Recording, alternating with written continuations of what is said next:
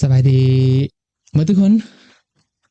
ก็วันนี้เจอกับโค้ชทรายสอนเทรดทองเนาะหรือว่าโค้ชทรายเทรดเดอร์อิสระโอเคเดี๋ยวมื้อนี้เราจะมาเรียนติดตั้ง EA เทรดเดอร์อิสระเพื่อเทรดทองคำนะทุกคนเนาะก็ถือว่าตัว EA นี่เนาะอาจารย์ได้แจ้งไปว่าจะแจกให้ใช้ฟรีเนาะก็มีหลายคนเนาะนักเรียนอาจารย์ที่สนใจที่ลงทะเบียนเรียนได้แล้วเนาะก็ถือว่ามื้อนี้อาจารย์ถือโอกาสจะสอนติดตั้ง EA เทรดเดอร์อิสระเลยเนาะตั้งแต่เริ่มต้นนะทุกคนเนาะตั้งแต่เริ่มต้นเนาะโอเคก็สำหรับนักเรียนท่านใดที่เข้ามาแล้วก็เช็คชื่อเช็คเสียงแน่เนาะได้ยินเสียงอาจารย์ชัดเจนดีบ่เนาะภาพชัดเจนดีก็ให้ทุกคนคอมเมนต์บอกอาจารย์เด้อเนาะก็เดี๋ยวมื้อนี้เราจะมาเรียนติดตั้ง EA ก็ถือว่าเป็นครั้งแรกที่อาจารย์จะสอนแบบเบ็ดเสร็จเลยนะทุกคนเนาะเราจะสอนผ่านไลน์เลยเด้อเนาะก็สำหรับท่านใดที่เข้ามาแล้วก็มีแต่ให้ตั้งใจเบิ่งเท่านั้นเนาะเพราะว่าคันเบิ่งอาจารย์จบแล้วก็ถือว่าทุกคนสามารถเอาไปเฮ็ดได้เลยอาจารย์คิดว่าเนาะ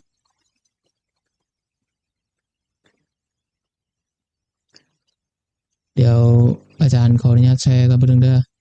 รอนักเรียนเอาเข้ามาก่อนเด้อ การวันนี้เราก็พยายามจะไปไวเนาะอาจารย์จะไปไวให้ที่สุดเลยเพื่อเพื่อให้ทุกคนเบิ่งแล้วก็บ่เสียเวลาเนาะแล้วก็สามารถเฮ็ดได้เลยเนาะสำหรับการติดตั้ง EA Trader อิสระเพื่อเทรดทองคำเนาะ มีนักเรียนท่านใดที่เข้ามาแล้วทุกคนกดไลค์กดแชร์ไปนะเพราะว่าตัวเวอร์ชันอาจารย์ปัจจุบันนี่ก็ถือว่าอาจารย์เอาให้นักเรียนอาจารย์ใช้งานฟรีเนาะบ่มีค่าใช้จ่ายอย่างเท่านั้นเนาะก็ให้มีแต่เฮาไปเซตแล้วก็ไปบริหารพอร์ตเองเนาะเอาไปติดตั้งแล้วก็บริหารพอร์ตเองโดยตัวเฮาเองเลยเนาะก็บ่จะเป็นต้องมาเอ่อว่าไงตัว EA เนี่ยอาจารย์จะบ่มีไปเฮ็ด copy paste เนาะอาจารย์จะบ่เฮ็ด copy paste ให้เนาะก็คือให้ทุกคนสามารถเอา EA อาจารย์หันไปใช้งานได้เลยเนาะมีแต่เฮาไปเซตรันด้วยตัวเขาเองจะดีกว่านะทุกคนเนาะโอเคเดี๋ยววันนี้เขาจะมาเบิ่งการตั้งค่าหรือว่าการจะเซตแบบไหนให้มันเหมาะสมนะเรื่องทุนเรื่องบาลานซ์เนาะแล้วก็การติดตั้ง EA เนาะสิ่งที่เขาต้องมีอย่างแน่เนาะเดี๋ยววันนี้เขาจะลงเลือกกันเลยนะทุกคนเนาะโอเคเดี๋ยวอาจารย์แชร์หน้าจอกันไปนึงโอเคนะสำหรับ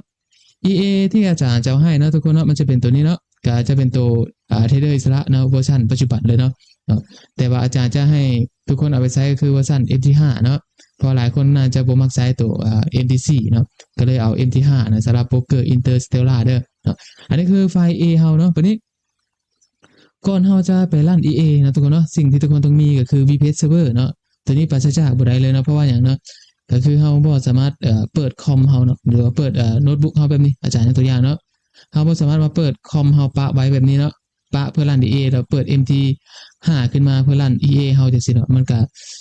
สิ้นเปลืองงบประมาณเนาะถือว่าเป็นการสิ้นเปลืองงบประมาณก็ถือว่าจะบ่เหมาะสมเนาะในการจะเอา EA ไปลั่นดังนั้นโอเคอันนี้จะเป็น EA Trader อิสระเนาะเวอร์ชันล่าสุดที่อาจารย์จะเอาให้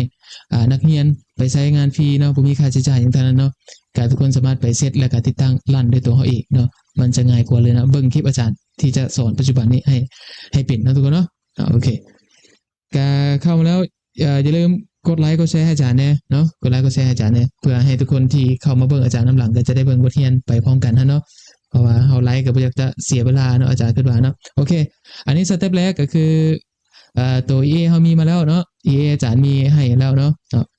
ก็สิ่งที่เฮาต้องเฮ็ดเลยเนาะการเฮาจะใช้ EA Trader อิสระสิ่งที่คนต้องมีก็คือ VPS Server แบบนี้เนาะเดี๋ยวอาจารย์จะรีโมทเดสก์ท็อปเข้ามาให้ทุกคนเบิ่งกันเนาะตัวนี้อาจารย์เคยเซาตัวอย่างไว้หลายเติบอยู่เนาะ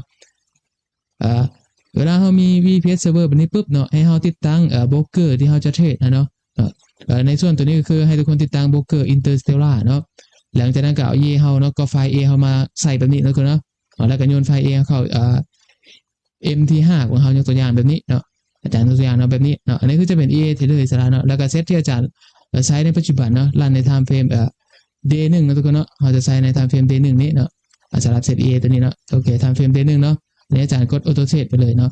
แล้วมาเบิ่งเซตที่เราจะลั่นเนาะเราจะใช้การเทรดด้วย RR 1 ตัว 1เนาะอันนี้คือเซตเบสเซตแล้วเนาะถือว่าเบสเซตเลยเนาะเบสเซตแล้วก็คือค่าที่ตัวคอมมอนมันจะเป็นรายละเอียดเกี่ยวกับตัวอาจารย์แล้วกดตัวนี้ปุ๊บเนาะกดโอเคไปเนาะอันนี้คือเซตตัวอย่างเนาะอาจารย์ยกตัวอย่างให้ทุกคนเบิ่งก่อนเนาะโอเคแล้วก็กดออโต้เทรดหลังจากนั้นระบบมันจะเทรดแบบออโต้ไปเลยเนาะเราจะบ่เฮ็ดหยังมันแล้วก็ฮุบระบบเฮาไว้เนาะก็ถือว่าสำเร็จแล้วในการติดตั้งEA Trader อิสระเนาะโอเคนี่อาจารย์ตัวอย่างเนาะคือ VPS ที่เฮาเซาหลังจากนั้นก็ปิด VPS เซิร์ฟเวอร์เฮาออกไปปุ๊บก็บ่มีหยังเนาะก็มีแต่คอนโทรลเข้ามาจอเบิ่งมันเนาะ โอเควันนี้สิ่งที่เราต้องเฮ็ดเราต้องเกี่ยมไว้คือ1เนาะเราจะไปหยังเนาะเราจะมาเช่า VPS Server เนาะสำหรับ VPS Server เนาะค่ายที่อาจารย์ใช้เดี๋ยวอาจารย์จะเปิดให้เบิ่งกันเนาะทุกคนเนาะอาจารย์จะใช้ค่ายตัวนี้เนาะก็คือค่ายของตัว Router นี้เนาะตัวนี้เลยเนาะตัวนี้เลยเนาะก็ให้ทุกคนสามารถเสิร์ชในYouTube ก็ได้เนาะเขียนพิมพ์ตัวนี้ไปเนาะพิมพ์อยู่ในGoogle ก็ได้เนาะพิมพ์ตัวนี้ไปเลยมันก็จะขึ้นตัวนี้ให้เฮาเนาะให้เฮาสามารถเอาVPS ของเฮาไปลั่นได้เนาะเอาเฮามาลั่นได้เลยยกตัวอย่างเด้อตัวคล้ายตัวนี้เนาะเดี๋ยวอาจารย์เปิดจอเต็มกันทุกคนเปิดจอเต็มกันเด้อโอเคภาพเต็มเฮามาแล้วเนาะก็คันเฮาบ่ทันมี account ก็ให้เฮามาสร้าง account เฮาก่อนเนาะก่อนนี้อาจารย์มี account แล้วเนาะอาจารย์ก็เลยบ่ได้สร้างมันเนาะอาจารย์ก็มีแต่ล็อกอินเข้าสู่ระบบเลยเนาะอันนี้จะเป็นผู้ให้บริการ VPS Server เนาะเฮาจะมาเช่าอยู่ค่ายเนี่ยเนาะโอเคอันนี้อาจารย์ล็อกอินยกตัวอย่างเนาะอาจารย์ล็อกอินเข้ามาแล้วเนาะสิ่งที่เฮาต้องเฮ็ดเนาะกันเฮาเป็นมือใหม่เนาะทุกคนเนาะเฮาเข้าสู่ระบบตัว VPS เฮาแล้วเนาะก็ให้ทุกคนเข้ามาที่ตัวaccount เฮาเนาะก็มาป้อนข้อมูลเฮาเนาะให้ครบถ้วนเนาะป้อนข้อมูลเฮาเนาะใส่ข้อมูลเฮาให้ครบถ้วนเนาะหลังจากนั้นก็เฮ็ดหยังเนาะเข้ามาที่ตัว mark payment มันเนาะโอเคตัวนี้เฮาเติมเนี่ยเนาะเฮาจะใช้ Mastercard เนาะในการเติมเงินเข้าเนาะเติมเงินเข้าเพื่อไว้หยังไว้จ่ายค่า VPS Server เฮาเนาะเวลาเฮาเดือนปุ๊บเนาะระบบมันก็จะตัดเอาเนาะสำหรับค่าบริการค่าบริการค่ายนี้ประมาณ7เหรียญเนาะทุกคนเนาะ7เหรียญเนาะต่อเดือนเนาะก็ถือว่า7เหรียญต่อเดือนเนาะ7เหรียญต่อเดือนก็บ่แพงปานใดเนาะอาจารย์คิดว่าบ่แพงเนาะธรรมดาเนาะคันแรกมาด้วยคันเฮาจะเป็นสายร้าน EA เด้อเนาะคันเฮาจะเป็นสายเป็นเทรดเดอร์ที่ใช้งาน EA เป็นหลักจังซี่เนาะอาจจะบ่แพงเนาะถือว่าเหมาะสมเลยในระดับหนึ่งเนาะถูกที่สุดแล้วอาจารย์คิดว่าเนาะเพราะว่าบางโบกมันมี VPS นั้นมีกับระดับ15เหรียญ30เหรียญขึ้นมานะตัวนี้ถือว่าเป็นค่ายที่ถูกที่สุดแล้วเนาะแต่ว่าเฮาต้องได้มาสร้างเองเนาะต้องมาเช่าเองเนาะโอเคอาจารย์ตัวอย่างใส่พวกนี้มาปุ๊บเนาะบัดนี้ก่อนจะมาติดตั้งเนาะก็อย่าลืมเนาะทุกคนเนาะเพราะว่าเฮาได้ติดตั้งเซิร์ฟเวอร์เองนี่ซะเนาะสิ่งที่ทุกคนต้องมาเพิ่มมันก็คือจะเปลี่ยนตัวนี้เนาะให้ทุกคนติ๊กมาเข้าที่ตัว dashboard เฮาเนาะเข้าที่ตัว dashboard อาจารย์ตัวอย่างเนาะให้เฮาเข้าที่ตัว dash โอเคเข้าที่ตัว dashboard มันแล้วก็มาที่ตัวฟันเฟืองมันเนาะลงสุดเลยเนาะแล้วให้ทุกคนติ๊กมาเบิ่งตัว ISO มันนะทุกคนเนาะเนี่ยISO เนาะเฮาจะไปเพิ่ม Windows Server เฮาอยู่นี่เนาะให้เฮาอัปโหลด Windows Server มาก่อนเนาะคลิกเข้ามานี่ปุ๊บเนาะโอเคสำหรับ Windows Server ที่อาจารย์จะใช้สอนนักเรียนเนาะหรือเฮาจะติดตั้งใช้งานในปัจจุบันก็จะเป็น Windows Server 2022เนาะ64 บิตเนาะ .iso นะทุกคนอันนี้อาจารย์อัปโหลดมาแล้วเนาะบัดนี้เฮาจะไปเอาไฟล์ตัวนี้มาแต่ไสล่ะเนาะให้ทุกคนหันเข้ามาที่ตัว Google เฮาเนาะทุกคนเนาะเนี่ยให้ทุกคนเสิร์ชไปเลยเนาะตัว Router Windows Server 2022เนาะISO แล้วมันจะขึ้นมาให้เนาะปุ๊บแล้วมันจะมีเว็บตัวนี้เนาะให้ทุกคนเข้าเว็บเอาอยู่ลิงก์อยู่เว็บนี้เลยก็ได้นี่เว็บตัวนี้นี่เนาะให้ทุกคนคลิกไปคลิกเอาปุ๊บเนาะคลิกเข้าเว็บมาแล้วเนาะโอเคเนี่ยวันนี้เลื่อนลงมานะอยู่ในเว็บมันจะมีวิธีติดตั้งต่างๆเนาะแต่ว่าเฮาบ่จำเป็นมาเบิ่งก็ได้เนาะเดี๋ยวอาจารย์จะสอนไปเลยเนาะสิ่งที่เฮาต้องเอาก็คือนี่เนาะเฮาจะมาเอาลิงก์เนาะทุกคนเนาะให้ทุกคนเลื่อนมาเราจะเห็นตัวนี้มันเนาะนี่วิดีโอเซิร์ฟเวอร์2022เนาะ ISO เนาะลิงก์เฮอนี่เนาะให้ทุกคนคลิกเข้าลิงก์มาเลยเนาะคลิกเข้าลิงก์ตัวนี้เนาะปุ๊บดูสิคลิกหัวมาแล้วก็ก๊อปปี้ลิงก์มาเนาะเดี๋ยวมันจะมีลิงก์ตัวนี้ให้เฮาเนาะเฮาจะก๊อปเอาลิงก์ตัวนี้มาเนาะลิงก์ตัวเซิร์ฟเวอร์เนาะโอเคได้มาแล้วเนาะแล้วเข้าที่ตัว voucher เฮาเนาะทุกคนเนาะแล้วก็ให้ทุกคนให้หยังเนาะอัปโหลดมันเนาะอัปโหลดมันลงไปเลยยกตัวอย่างpass มันลงไปพี่หลังจากนั้นก็กดอัปโหลดไปเนาะแล้วก็ประมาณจัก50นาทีเนาะเฮาก็จะได้เซิร์ฟเวอร์เข้ามาเนาะเฮาจะได้เซิร์ฟเวอร์เข้ามาเนาะยกตัวอย่างเนาะเฮาจะได้เซิร์ฟเวอร์เข้ามาแบบนี้เนาะคืออาจารย์เนาะก็รอประมาณเนี่ยถือว่าโอเคถ้ามันอัปโหลดสำเร็จแล้วปุ๊บเนาะถือว่าเฮามีตัวเซิร์ฟเวอร์เฮาไว้ติดตั้งแล้วเนาะยกตัวอย่างเนาะยกตัวอย่างทุกคนแล้วก็ฮู้ไปเลยเนาะหลังจากนั้นก็บัดนี้เฮาจะมาcreate ตัว VPS server เฮาเลยได้บัดนี้เนาะโอเคเฮาก็เข้ามาที่ตัว dashboard คือเก่านะแกเป็นอย่างแล้วอันนี้จะเป็นของอาจารย์เนาะที่อาจารย์ใช้ยกตัวอย่างเนาะเนี่ยที่อาจารย์เช่าไว้ให้เนาะโอเคเลขจะมีเลข IP มันเนาะแล้วก็ location มันเนาะแล้วก็สถานะมันนะบัดนี้เฮาจะมา create เนาะก็เฮาเข้าที่ตัว dashboard แล้วก็เข้ามาที่ตัวนี้นะทุกคนเนาะ repo เนาะแล้วจากนั้นก็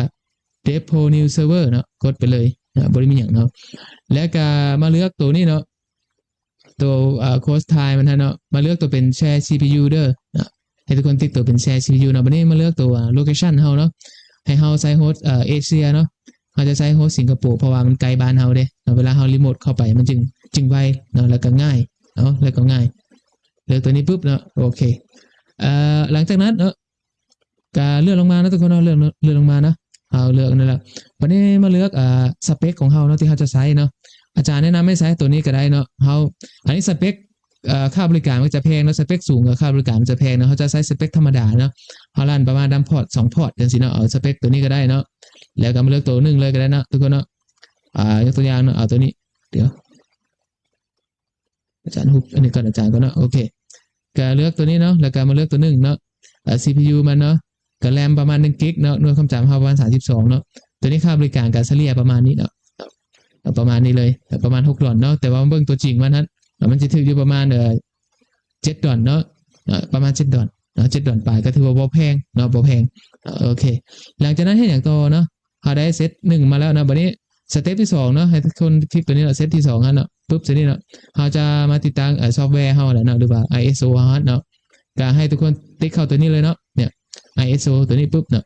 มันจะมีลิงก์ที่เฮาอัปโหลดมาเนาะตัว Windows Server ให้เฮาติ๊กเอา Windows Server 2022เฮาติ๊กเอาแล้วปุ๊บเลื่อนลงมานะทุกคนเลื่อนลงมานะบัดนี้ให้เฮาตั้งชื่อ host เฮาหั่นเนาะ host เฮาก็ให้ทุกคนตั้งชื่อได้ก็ได้เนาะอันนี้ก็แล้วแต่เฮาเนาะสมมุติอาจารย์ใช้ประมาณอิสระบ่เนาะโอเคอิสระเซิร์ฟเวอร์สิเนาะเซิร์ฟเวอร์ยกตัวอย่างเนาะเนี่ยอาจจะใช้ชื่อตัวนี้เนาะเซิร์ฟเวอร์25ซะโอเคแล้วก็ตัวนี้ให้ติ๊กเอาเนาะให้ติ๊กเอามันจะมีค่าแบ็กอัพเนาะแบ็กอัพข้อมูลเฮาแบ็กอัพตัวVPS เฮาเนาะแล้วก็ตัวอินเทอร์เน็ตเฮาเนาะมันจะติ๊กให้พร้อมเนาะแล้วก็ถือประมาณนี้เนาะทุกคนเนาะหลังจากนั้นก็เฮ็ดหยังเนาะก็ราคาเฉลี่ยเนาะอันนี้คือจะเป็นราคาเฉลี่ยกับประมาณ$7เลยเนาะอันนี้เนาะราคาเฉลี่ยเฮาแล้วก็ให้เฮากดตัวนี้เนาะตัว Depo ไปเลยเนาะก็กดไปปุ๊บเนาะก็ปล่อยมัน create นะทุกคนเนาะมันจะกำลัง createเซิร์ฟเวอร์เฮาอยู่เนาะปล่อยมัน create ไปก่อนโอเคก็ถือว่าสำเร็จแล้วเนาะสำหรับการ create server เนาะง่ายๆเลยประมาณนี้เนาะวันนี้สิ่งที่เฮาจะไปเฮ็ดก็คือเฮาไปลงวิดีโอกันเด้อบัดนี้เด้อเนาะเฮาต้องไปลงวิดีโอก่อนเนาะก็ถือว่าเฮา create แบบนี้หั่นพื้นฐานเฮาสำเร็จแล้วอยู่ในเว็บมันเนาะถือว่าเฮาสร้าง create ตัวพื้นฐานอยู่ในเว็บนี้สำเร็จแล้วเนาะหลังจากนั้นก็มีแต่ไปติดตั้งเซิร์ฟเวอร์ซื่อๆนะทุกคนเนาะ Windows Server ซื่อๆเนาะบ่ได้มีหยังเลยบ่ได้มีหยังยากเนาะโอเคก็ถือว่าสำเร็จแล้วเนาะให้มันอาจารย์ปล่อยมันโหลดกันบ่บัดนี้ให้ทุกคนติ๊กใส่นี่เนาะตัว3จั๊มมันหั่นเนาะแล้วก็เข้ามาที่ตัว View Cursor เนาะ View Cursor เด้ออาจารย์คลิกเข้าเลยเนาะ View Cursor ปุ๊บโอเคมาฮอดขั้นตอนเฮาลงวิดีโอแล้วเนาะเปิดหน้าต่างบัดนี้ก็ถือว่าติดตั้งวิดีโอไปเลยเนาะปล่อยมันโหลดไปเนาะเพราะว่าตัวนี้เหตุผลที่ VPS มันบ่แพงปานใดเนาะเพราะว่าเฮามาเซาเองเนาะเฮามาครีเอทเองมันก็ได้ราคาถูกเนาะแต่ว่าขั้นเป็นบางค่ายที่เขาให้บริการนั้นมันก็ถือว่าค่อนข้างจะสูงเนาะแพงเนาะพอบางพวกมีเซา VPS นี่ก็เดือนละระดับ10ปลายเหรียญขึ้นเมื่อเนาะประมาณนั้นอันนี้คือเฮามาครีเอทเองเนาะบ่ได้มีหยังยากเนาะเฮาใช้โน้ตบุ๊กเฮาเนาะจัดการเองจบทุกอย่างเนาะทุกคนเนาะถือว่าง่ายที่สุดแล้วอาจารย์คิดว่านะโอเคผู้ใดเบิ่งอาจารย์ปัจจุบันนี้ยากหรือง่ายในอาจารย์สอนไปปัจจุบันนี้เนาะเฮาเว้ามาทั้งหมดนี่เนาะผู้ใดพอเฮ็ดได้หรือบ่เนาะพิมพ์มาให้อาจารย์ได้เด้อเนาะเฮ็ดได้หรือเฮ็ดบ่ได้เนาะพิมพ์มาให้แน่เพราะว่าคันจะใช้งาน EA Trader อิสระของอาจารย์เนาะสิ่งที่ทุกคนต้องเฮ็ดเป็นก็คือต้องติดตั้ง VPS Server ด้วยตัวเฮาเองเนาะเพราะว่าเฮาเอา EA ไปรันเองเด้เนาะตัวนี้อาจารย์จะบ่ได้รันให้เนาะทุกคนเอาระบบอาจารย์ไปรันเองแล้วก็ไปบริหารพอร์ตเองแล้วก็จบเนาะบ่มีหยังเนาะผู้ใดที่พร้อมจะใช้งานเนาะจึงมาใช้เนาะจะเทรดมือหรือ EA เนาะความเสี่ยงมันสูงเท่ากันอยู่แล้วดังนั้นเวลาเราจะใช้ระบบเนาะเราต้องศึกษาระบบตัวนั้นให้เข้าใจกว่านะจึงตัดสินใจมาใช้งานมันเนาะอันนี้อาจารย์ฝากไว้วันนั้นนะทุกคนเนาะอาจารย์คิดว่าบ่ยากเนาะบ่ยากเฮ็ดตามได้เลยเนาะบ่มีหยังเนาะทุกคนเนาะง่ายที่สุดแล้วเนาะการเอาคิดยากมันก็ยากแล้วเนาะอาจารย์บ่ได้เฮ็ดเปิด copy paste เนาะ EA อาจารย์เนาะบ่ยากเนาะทุกคนเนาะบ่ยากเนาะอาจารย์บ่ได้เฮ็ด copy paste EA แล้วเนาะเพราะว่าอาจารย์เคยเฮ็ดผ่านมาแล้วเนาะอาจารย์คิดว่ามันน่าจะบ่แมทกับตัวเองเนี่ยเนาะเพราะว่าเวลาคนมา ตามพอร์ตอาจารย์มันหลายเนาะบางเทื่ออำนาจการตัดสินใจเนาะการบริหารความเสี่ยงต่างๆมันขึ้นอยู่กับตัวอาจารย์เองเนาะดังนั้นเวลาอาจารย์รันระบบเนาะพอจะขาดทุนหรือว่าติดลบเนาะจะเอากำไรจากเปอร์เซ็นต์10% 20%หรือว่า50%หรือว่า100%เนาะทุกอย่างมันขึ้นอยู่กับการตัดสินใจของอาจารย์เนาะอาจารย์ก็เลยบ่เฮ็ดดีกว่าเนาะก็เลยบ่ได้เฮ็ดเปิด compensate ให้ทุกคนมาตามเนาะอาจารย์เอาเป็นว่าให้ทุกคนมาเช่า VPS server เนาะแล้วทุกคนเอา EA ไปลั่นเองเนาะทุกคนบริหารความเสี่ยงด้วยตัวทุกคนเองเนาะทุกคนอยากได้เดือนนี้จักเปอร์เซ็นต์ยามเฮาความเสี่ยงจักเปอร์เซ็นต์อยากได้ไปเลยเฮาจัดไอ้ตามใจเฮาเลยเนาะทุกอย่างมันขึ้นกับการตัดสินใจของเฮาเนาะเวลาเฮาเอาไปลั่นเฮาบริหารพอร์ตเองเนาะโอเคเฮามีทุนเท่านี้เฮาอยากได้ความเสี่ยง 50% หรือ 60% ก็แล้วแต่เฮาความเสี่ยงขึ้นอยู่กับตัวเฮาเองเนาะ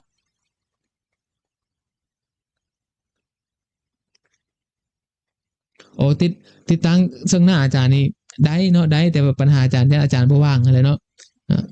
แต่ว่ามันหลายคนมันจะเฮ็ดบ่รอดนะทุกคนเนาะแต่ว่าผู้ใดที่เช่า VPS server นะอาจารย์ยกตัวอย่างเนาะผู้ใดที่โอเคสมัครเว็บตัวนี้แล้วเนาะอาจารย์ยกตัวอย่างซะเนาะคันทุกคน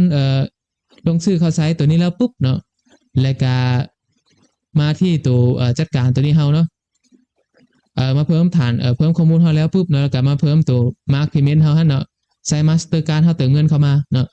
เติมเงินเข้ามาก็ถือว่าจบหลังจากนั้นส่ง user ตัวนี้มาให้อาจารย์เนาะอาจารย์จะไปล็อกอินให้เนาะแล้วส่ง user ตัวนี้มาให้อาจารย์เนาะอาจารย์จะมาติดตั้ง VPS server ให้เนาะอาจารย์เข้าสู่เว็บแบบนี้เลยอาจารย์ก็ลงให้เลยเนาะแล้วทุกคนก็จะได้ VPS server แบบนี้ไปรันเองเนาะคันว่าทุกคนติดตั้ง Windows บ่เป็นแบบนี้เนาะยกตัวอย่าง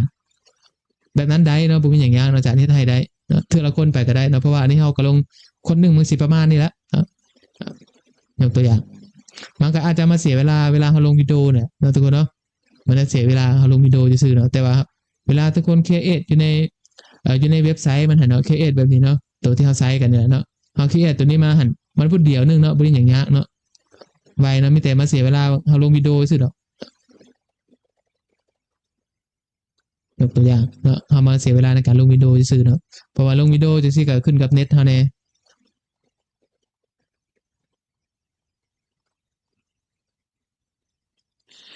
บุญทวีเฮ็ดแล้วเนาะเหลือแต่รันเอเนาะโอเคเดี๋ยวผู้ใดเฮ็ดแล้วแล้วมีแต่ส่งแอคเคาท์มาให้อาจารย์เนาะ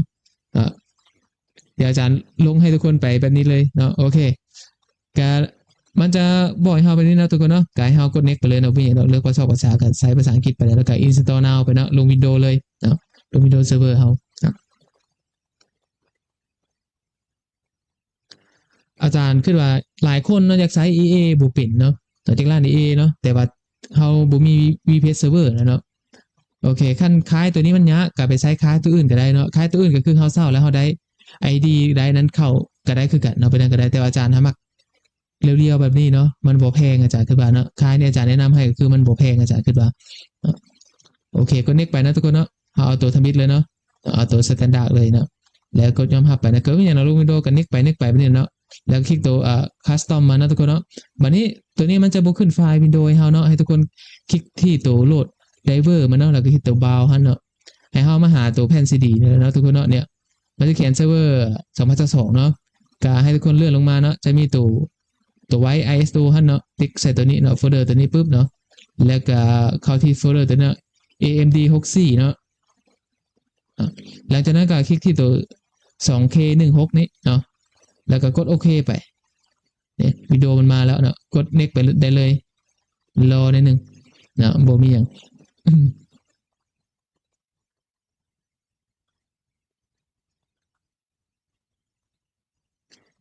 โอเคหลังจากนั้นก็เฮามาสร้างตัว partition เนาะคลิกที่ตัว new หั่นเนาะแล้วก็ apply ไปนะทุกคนเนาะ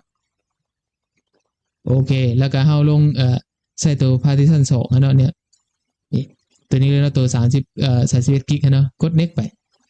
เด้ก็ถือว่าเรียบร้อยแล้วลงวิดีโอเนาะก็รอแต่ให้มันสำเร็จซื่อๆเนาะบ่ได้มีหยังเลยเนาะง่ายสุดแล้วเนาะอาจารย์คิดว่าแล้วง่ายสุดแล้วเนาะปล่อยมันลงไปนะทุกคนเนาะปล่อยมันลงไปเบิ่งคลิปอาจารย์ให้จบเลยเด้อเนาะเพราะอาจารย์จะติดตั้งให้สำเร็จเลยเนาะเฮาลงเฮาตอนนี้เฮากำลังอยู่ขั้นตอนการติดตั้ง VPS server เฮาเนาะเฮากำลังลงวิดีโออยู่บ่มีหยังใครมีคำถามอยากเพิ่มเติมว่าจะถามอาจารย์มาถามได้เด้อถามได้เลยนะทุกคนเนาะคันเฮาจะใช้ EA เนาะจะลั่น EA เนาะ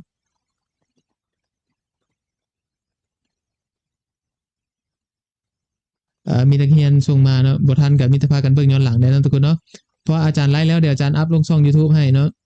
คลิปนี้เบิ่งจบคลิปเดียวเลยเฮ็ดเป็นเลยเด้อเนาะโอเคอาจารย์ก็สอนจนเมื่อยแล้วเนาะนักเรียนหลายคนก็ถามก็เคยส่งวิดีโอให้แล้วก็ยังพากันเฮ็ดบ่เป็นเนาะทุกคนเนาะแต่เฮาเป็นมือใหม่เด้อันนี้ก็บ่ติดอกเนาะแล้วก็เฮามีประสบการณ์มันก็ง่ายอยู่เนาะบ่มีหยังเลยเนาะทุกคนเนาะแต่เฮาก็มือใหม่เฮามีความตั้งใจเฮาก็เฮ็ดเป็นเนาะบ่เกินความสามารถอาจารย์คิดว่า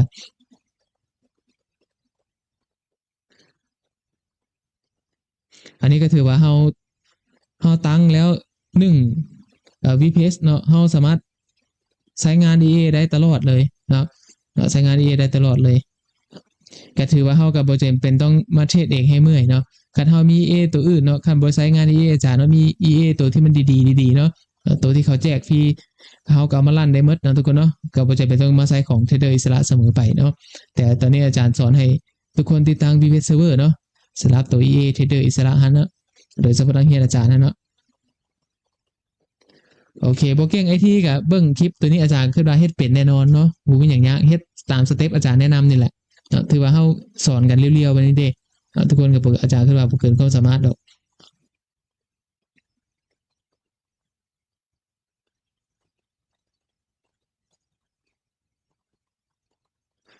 มื้อนี้อาจารย์สอนติดตั้งวิดีโอเซิร์ฟเวอร์นะทุกคนเนาะอาจารย์บ่มักวิเคราะห์กราฟเนาะหลายคนก็ถามไปยังอาจารย์เห็นเพจหลายๆคนเนาะหลายคนมักวิเคราะห์กราฟหลายคนจักวิเคราะห์ไปซั่นวิเคราะห์แล้วบ่เทศอาจารย์บ่อยากวิเคราะห์เนาะดังนั้นคันมาเบิ่งไลฟ์อาจารย์จะไลฟ์แล้วอาจารย์เทศสดให้เบิ่งเลยจะดีกว่าเนาะเพราะว่านั่งวิเคราะห์มาคาดการณ์โอ้ราคาต้องไปนี่ไปนั่นอาจารย์บ่อยากเฮ็ดเนาะเพราะว่าเพจอื่นเขาเฮ็ดมาแล้วเนาะแบบนั้นเนาะมันอาจจะบ่ถูกทางเฮาเนาะดังนั้นคันอยู่นำโค้ชชายเทรดเดอร์อิสระคือเฮาเทศสดไปเลยเนาะจบบัดเดียวนะทุกคนเนาะเฮาเทศหน้างานไปเลยเนาะ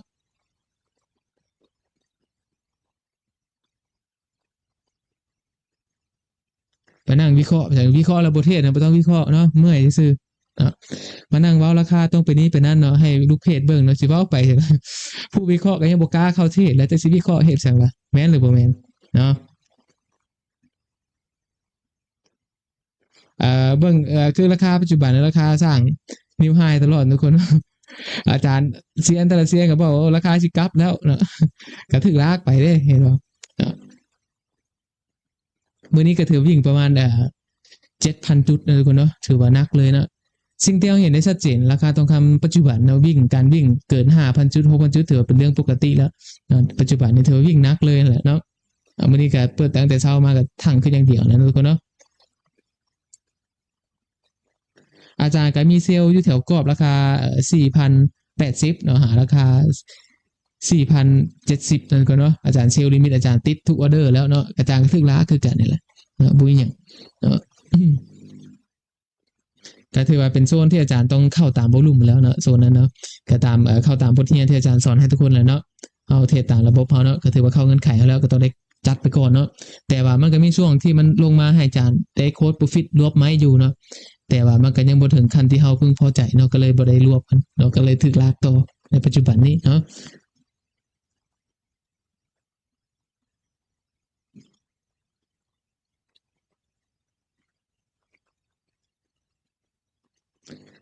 สำหรับ EA Trader อิสระนี่เนาะอาจารย์จะเอาให้เฉพาะคนที่เอาไปใช้เท่านั้นเนาะ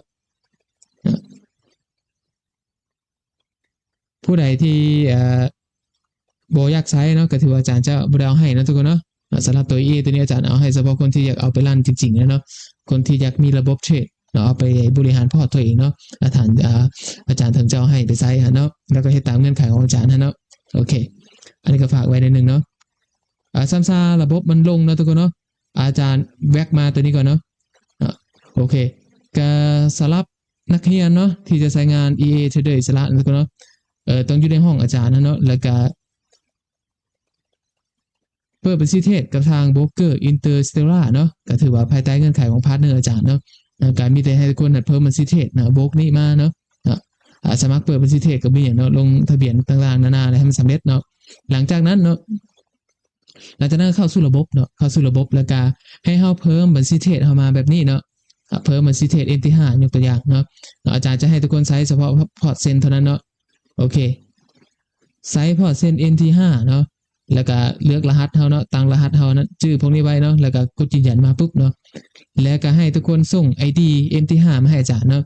เพื่ออาจารย์จะเอา ID ตัวนี้เนาะแอดเข้า EA ให้เนาะอาจารย์จะเอาตัวนี้หันตั้งให้เลยเนาะก็คือสมมุติโอเคทุกคนมีบัญชีเทรด MT5 แล้วเนาะก็มีแต่ให้ส่งหมายเลขบัญชีเทรด MT5 มาให้อาจารย์เนาะอาจารย์จะล็อก EA Trader อิสระให้เนาะก็ทุกคนสามารถลั่นเฉพาะพอร์ตนี้พอร์ตเดียวเลยเนาะได้ไฟล์ A อาจารย์ไปเนาะใช้ได้เฉพาะพอร์ตนี้พอร์ตเดียวเนาะถ้าทุกคนบ่เทรดพอร์ตนี้ก็ถือว่าใช้งาน EA บ่ได้ก็ใช้ได้เฉพาะพอร์ตเดียวนะเพราะอาจารย์ล็อกให้เลยล็อกให้อันนี้จะล็อกให้ฟรีเลยเนาะบ่มีวันหมดอายุของ EA ใช้เฉพาะเทรด MT5 บัญชีเซ็นยกตัวอย่างอันนี้คือสำหรับคนที่จะเอาไปใช้ฟรีเพราะว่าเหตุผลที่อาจารย์ล็อกแบบนี้ก็คืออยากให้คนที่เอาไปใช้จริงๆเอาไปลั่นเนาะเพราะว่าคณาจารย์แจ้งให้เป็นไฟล์ที่บ่ได้ล็อก account เนาะมันมีหลายคนจะมาขอเอาไปเฮ็ดการตลาดหรือเอาไปขยายบล็อกอื่นเนาะโดยที่บ่ให้เครดิตระบบอาจารย์เนาะแบบนั้นอาจารย์บ่เฮ็ดให้เนาะก็เลยล็อกให้เฉพาะคนที่อยากใช้จริงๆแล้วก็เฉพาะนักเรียนอาจารย์เนาะที่อยากใช้งาน EA แท้ๆฮะเนาะถึงจะสามารถเอา EA ให้เนาะเพราะว่าในตลาดมันมีความเสี่ยงเนาะดังนั้นเวลาจะใช้ระบบอาจารย์ก็ต้องยอมรับความเสี่ยงได้เนาะถึงจะสามารถใช้งานได้นะอันนี้ก็ฝากไว้ประมาณนั้นนะทุกคนเนาะสำหรับการหับเอา EA Trader อิสระเนาะโอเคประมาณนั้นเลยเนาะโอเคเดี๋ยวนี้ก็ประมาณ 93% เนาะ 93% เนาะเดี๋ยวลงไปแล้วเนาะอาจารย์จะเอา account เนาะอาจารย์ยกตัวอย่างเขาจะเพิ่มเดี๋ยวอาจารย์จะเพิ่มบัญชีเทรด MT5 ให้เบิ่งเนาะแล้วเขาจะเอา account ตัวนั้นไปล็อกอินเนาะทุกคนเนาะโอเคสมมุติอาจารย์ให้ตัวนี้ลงสำเร็จก่อนเนาะเดี๋ยวสำเร็จก่อนเขาจึงไปอธิบายกันอีกบัดนึงเนาะให้ตัวนี้ลงสำเร็จก่อนในส่วนตัวเขาเพิ่มบัญชีเทรดเขาตัวแอป MT5 ไปติดตั้งอยู่ในเซิร์ฟเวอร์เขาเดี๋ยวอาจารย์จะอธิบายนำหลังเนาะให้ลงวิดีโอเซิร์ฟเวอร์ให้สำเร็จก่อน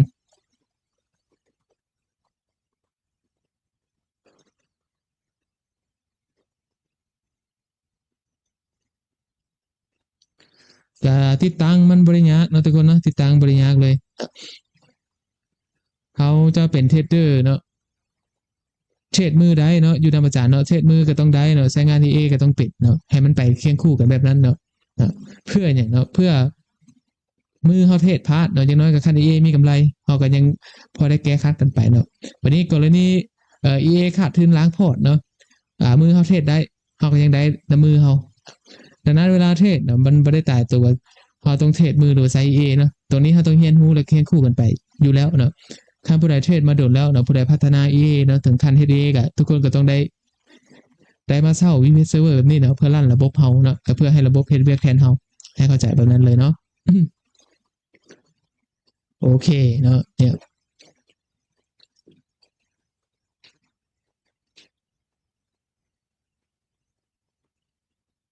รอในหนึ่งนะทุกคนเนาะรอในหนึ่งเลยการที่อาจารย์สอนแบบเรียวๆเนาะจริงๆขั้นตอนการติดตั้งเซิร์ฟเวอร์พวกเนี้ยมันบ่เกินประมาณ30 นาทีเนาะหรือว่าประมาณชั่วโมงหนึ่งเนาะจะอยู่ในเกณฑ์ประมาณนี้เลยเนาะเกิดบ่ถึงขั้นบ่โดนโพดอาจารย์คือว่า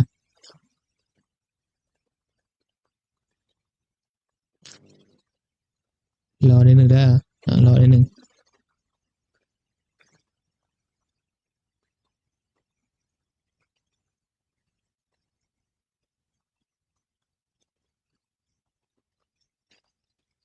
โอเคปล่อยมันรีเฟรชเครื่องก่อนเนาะ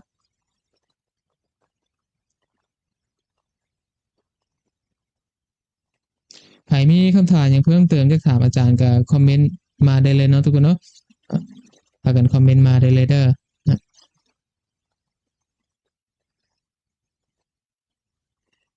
คันเฮาตั้งใจเฮ็ดหยังมันก็บ่เกินความสามารถเฮาดอกเนาะคันเฮาเข้ามาม่วนๆหัวซื่อนี่มันก็ยากเนาะมันจะเฮ็ดหยังเฮ็ดนี่ก็บ่เป็นจักเทื่อเนาะดังนั้นก็เวลาเรียนก็มีความตั้งใจเนาะทุกคนเนาะถึงสามารถเฮ็ดได้นะโอเคบัดนี้เนาะให้ตัวนี้จะเป็น username เฮาเด้อเนาะก็ชื่อไว้เลยเนาะมันจะใช้แอดมินตัวนี้เนาะ username เฮาเนาะหลังจากนั้นก็ให้ทุกคนตั้ง password เนาะ password เนาะตัวนี้เฮาจะเอาไปล็อกอินตัว remote desktop เฮาเนาะตัว remote desktop เฮาเนาะเวลาจะล็อกอินเนาะโอเคเฮาก็ใส่ไปเนาะเอาแต่เฮาถนัดเลยเนาะใส่ไปเนาะ เคใส่พาสเวิร์ดเข้าไปโอเคหลังจากนั้นกด finish ไปนะทุกคนเนาะเนี่ยถือว่าสำเร็จมาแล้วเนาะเนี่ยสำเร็จมาแล้วในการลงวิดีโอนะสำเร็จแล้วนี่เนาะแล้วมันจะปล่อยให้เรากด Ctrl Alt Delete เนาะให้ทุกคนติ๊กเส้นนี้เนาะแล้วพิมพ์กดใส่ตัว A นี่เนาะให้เราคลิกที่ตัว Ctrl Alt แล้วก็ปุ่ม Delete อยู่ในPC เราเนาะกดไปโอเคมันจะปล่อยให้เราใส่พาสเวิร์ดเนาะพาสเวิร์ดที่เราตั้งกินนี่แหละเนาะกับ user กับ admin นะเนาะเดี๋ยวอาจารย์จะพิมพ์เนาะคันมันเวลามันขึ้นแบบนี้ให้เฮาเนาะคณะพิมพ์ทีมันจะบ่ขึ้นนะทุกคนเนาะเฮาอาจจะรอนิดนึงเนาะรอนิดนึงก่อนว่าตอนนี้เฮาเข้าอยู่ในตัวเบราว์เซอร์มันเด้แต่มันก็เลยต้องโหลดช้านิดนึงเนาะเดี๋ยวรอนิดนึงเนาะคณะโอเคคันมันให้เฮาตีพาสเวิร์ดได้แล้วเฮาก็จะเข้าสู่ระบบเฮาเลยเนาะเข้าสู่ตัว VPS เฮาเนาะเดี๋ยวอาจารย์พิมพ์ใหม่เหมือนกันโอเคยังพิมพ์บ่ได้เทื่อเนาะรอนิดนึงเนาะประมาณ5นาทีแหละเนาะ 2-3 นาทีนี่แหละรอเอาใครมีคำถามเพิ่มเติมอยากถามอาจารย์ก็คอมเมนต์แลกเปลี่ยนกันได้เนาะทุกคนเนาะอาจารย์สอนให้ในยะง่ายๆเนาะสำหรับการติดตั้ง VPS Server เนาะเบิ่งคลิปนี้จบเฮ็ดเป็นแน่นอนนะทุกคนเนาะขอแต่เบิ่งจบอะไรเนาะแล้วก็เฮ็ดตามบ่ได้มีหยังยากโอเคพิมพ์ได้บ่เดี๋ยวลองใหม่กันอาจจะรอนิดนึงก่อนเนาะทุกคนยังพิมพ์บ่ได้เท่าใดนี่เพราะว่าเฮาทั้งไลฟ์โอเคมาแล้วเนาะเฮาพิมพ์ได้แล้วเดี๋ยวอาจารย์ลึกพิมพ์กันเนี่ยหาแล้วพิมพ์ขึ้นมาตัวเดียวนี่บ่เป็น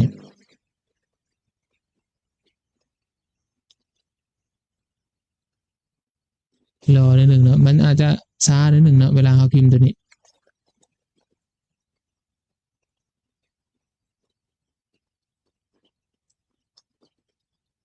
เดี๋ยวอาจารย์ปิดตัวนี้ไปก่อนดูโอเคนะทุกคนนะพิมพ์ได้แล้วโอเคหลังจากนั้นก็เข้ามาเลยเนาะนี่ถือว่าสำเร็จแล้วเนาะสำหรับการติดตั้ง Windows นะทุกคนเนาะ Windows Server อะไรเนี่ยคือเฮาพร้อมใช้งานแล้วได้นี่ครับยังอีกตัวนึงเนาะสิ่งที่เฮาต้องมาเฮ็ดก็คือตัวนี้มันจะบ่มีเน็ตนะทุกคนเนาะให้เฮามาลงตัว Driver Net มันก่อนเนาะเฮาลง Driver Net ปุ๊บแล้วก็ให้เฮามาเปิดตัว Remote Setting เนาะก็ถือว่าให้คอมอื่นๆสามารถรีโมทเข้าตัวเซิร์ฟเวอร์เฮาได้เนาะเดี๋ยวอาจารย์จะปิดไปก่อนเนาะโอเคตอนนี้เฮาต้องมาเปิดอินเทอร์เน็ตก่อนเน็ตเฮาบ่ทันมาเทื่อถือว่า Windows เฮาติดตั้งสำเร็จแล้วยังอินเทอร์เน็ตจังซี่เนาะเข้าที่ตัว Network Setting มาดูโอเคบ่มีหยังเนาะนี่ถือว่าเน็ตบ่ทันมีเนาะก็ให้ทุกคนเข้ามาที่ตัวนั้นเนาะพิมพ์ไปเลยเนาะพิมพ์ไปเลยเนาะพิมพ์ Drive Manager ไปเนาะเดี๋ยวรอนึงก่อนโอเคเนี่ยทุกคนเนาะเนี่ย Device เนาะ Device Manager นี้เข้าตัวนี้เลยก็ได้ปึ๊บเนาะโอเครอนึงเห็นบ่มันจะฟ้องอินเทอร์เน็ตของเฮาเนาะให้ทุกคนคลิกขวาเข้ามาเนาะคลิกขวาเข้าตัว external เนาะแล้วก็คลิกที่ตัว Update Driver เด้อปึ๊บแล้วก็บ้าวหาได้เลยเนาะก็มาเลือกตัวแผ่น CD เฮาคือเก่าแหละนี่แผ่น CD เฮาเนาะเนี่ยเซิร์ฟเวอร์2022เนาะหลังจากนั้นก็เฮ็ดหยังเนาะคลิกที่โฟลเดอร์ตัวนี้ปุ๊บเนาะแล้วก็กดโอเคไปนะทุกคนเนาะนี่ ISO โฟลเดอร์ตัวนี้แล้วกดโอเคไปหลังจากนั้นกด next ไปเนาะมันจะติดตั้งไดเวอร์ให้เฮาเนาะไดเวอร์อินเทอร์เน็ตซื่อๆบ่ได้มีหยังเลยเนาะตัวนี้ก็ง่ายๆโอเคนะ install now ไปเราก็รอเบิ่งเนาะบัดนี้คันเน็ตเฮามาปุ๊บก็ถือว่าเนี่ยเน็ตเฮามาแล้วถือว่าก็พร้อมใช้งานแล้วเน็ตเฮาเนาะเนี่ยถือว่าสำเร็จมาปุ๊บเนี่ยวันนี้อีกสิ่งตัวหนึ่งที่ทุกคนต้องมาเฮ็ดเนาะเฮาต้องไปเปิดตัวรีโมทเดสก์ท็อปเนาะอยู่ในเครื่องตัวนี้เลยเนาะอยู่ในเครื่อง VPS ของเราอันนี้คือเครื่อง VPS server เฮาเด้อเนาะอันนี้คือเครื่อง VPS server เฮาเนาะที่เฮาจะรีโมทเข้ามาฮะเนาะก็สเต็ปแรกให้เฮาเข้าไปที่ตัวเปิดตัวรีโมทก่อนเนาะพิมพ์มาเนาะรีโมทนี่นะทุกคนเนาะนี่รีโมทเดสก์ท็อปเซตติ้งโอเคขั้นก่อนนี้มันคลิกอยู่นี่บ่ได้เนาะขั้นทุกคนคลิกอยู่นี่บ่ได้ก็ให้ทุกคนพิมพ์ตัวเซตติ้งแทนก็ได้นะมันบ่ให้เอาพิมพ์นะมันบ่ให้เอาเข้าเนาะพิมพ์ตัวเซตติ้งก็ได้ตั้งค่าเนาะเนี่ยเข้าที่ตัวเซตติ้งแล้วก็ได้ได้ปะบ่ได้จ้ะวะ เดี๋ยวอาจารย์มึงอะไรกันเนาะ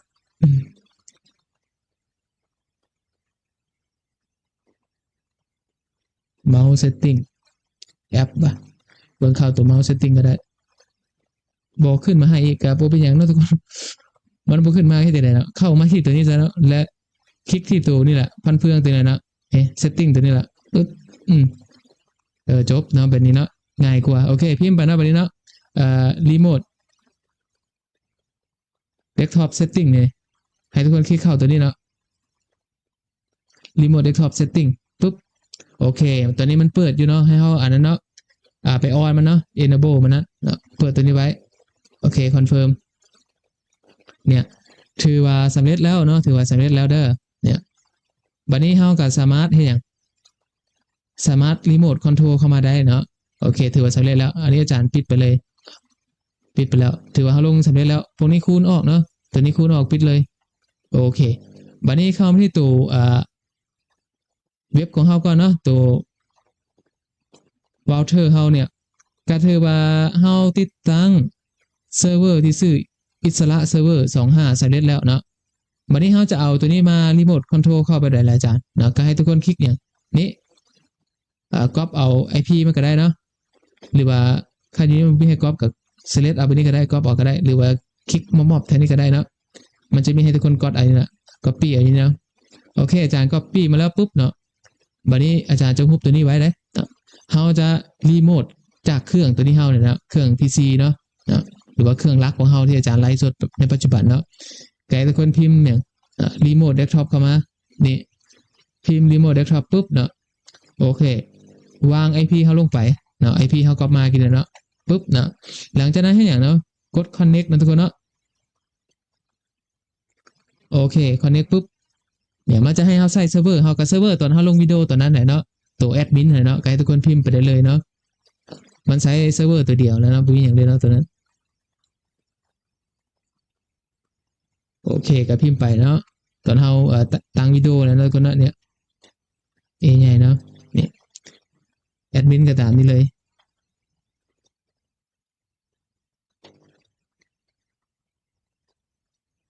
โอเค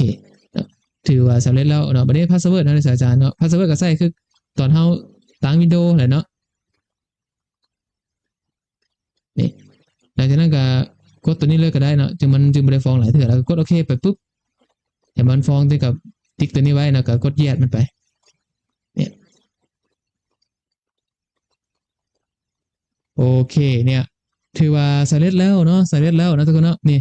เรามี VPS server เราแล้วเนาะเนี่ยพร้อมใช้งานพร้อมรัน EA เลยเด้อเนาะหลังจากนั้นให้อย่างเนาะหลังจากนั้นก็บ่ได้มีอย่างเลยเนาะเนี่ยให้ทุกคนเข้ามาที่เอ่อโบรกเกอร์อินเตอร์สเตลล่าเนาะสาระตรงนี้ท่านใดที่บ่ทันลงทะเบียนก็มีแต่เปิดบัญชีเทรดภายใต้พาร์ทเนอร์ของเทเดอร์อิสระเนาะหลังจากนั้นโอเคเราเปิดบัญชีแล้วปุ๊บเนาะก็ให้ทุกคนมายืนยันตัวตนให้สำเร็จก่อนเนาะให้สำเร็จก่อน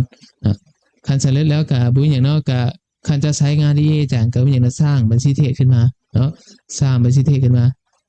MT5 ยกตัวอย่างซะเนาะ MT5 เลือกประเภทบัญชีเทรดคือ account send เฮาเนาะ account send เฮาหลังจากนั้นใส่พาสเวิร์ดเนาะทุกคนเนาะใส่รหัสที่เขาตั้งเองก็ได้เนาะยกตัวอย่างอย่างสิ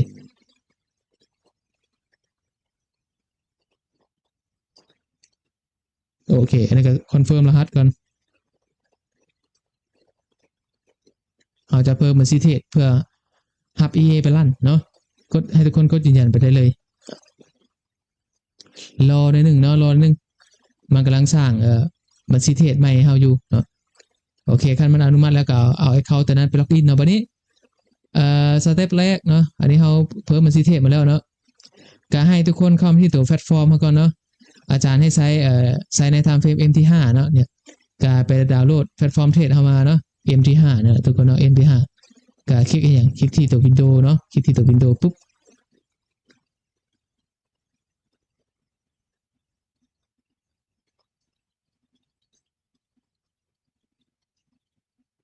รอนิดนึงเนาะรอนิดนึงเลย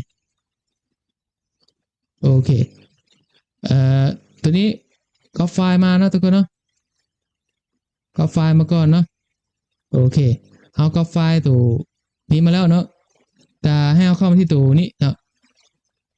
เราจะวางตัวที่เราติดตั้งลงไปแหละโอเคเราได้ไฟล์ตัวMT5 มาแล้วเนาะอาจารย์ได้ไฟล์ MT5 มาแล้ว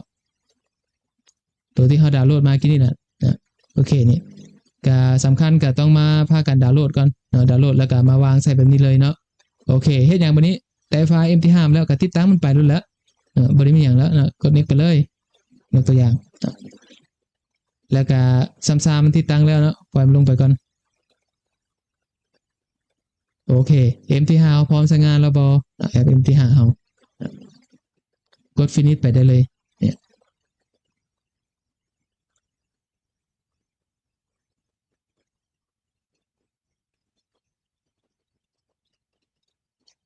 รอนิดนึงนะทุกคนเนาะรอนิดนึงโอเคเนี่ยถือว่า MT5 บวก Interstellar เฮาเรียบร้อยแล้วเนาะมีแต่เอาบัญชีเฮามาล็อกอินนั่นแหละเนาะฮุบตัวนี้ไปก่อนก็ได้ฮุบไปก่อนโอเคเฮาเบิ่งบัญชีเทศเฮาก่อนกินนี่มันมาแล้วบ่เนาะที่อาจารย์เพิ่มมายังรออยู่นะก่อนเนาะยังรออยู่กับบ่เป็นหยังเนาะโอเคสมมุติว่าโอเคตัวนั้นมันรออยู่กับบ่เป็นหยังเฮาก็เอาตัวที่มันบ่รอก็ได้เนาะอาจารย์ยกตัวอย่างอาจารย์จะเอา account ตัวนี้มาเข้าสู่ระบบเนาะนี่ตัว account ที่เฮาจะใช้น่ะ MT5 เนาะทุกคนเนาะอาจารย์ยกตัวอย่างคันเป็นตัวนี้เลยซะเนาะ9669085เนาะ copy มาโอเค copy มาแล้วก็มาเข้าสู่ระบบตรงกันเลยกด next ไปปุ๊บเนาะแล้วก็ติ๊กตัวนี้เนาะโอเควาง ID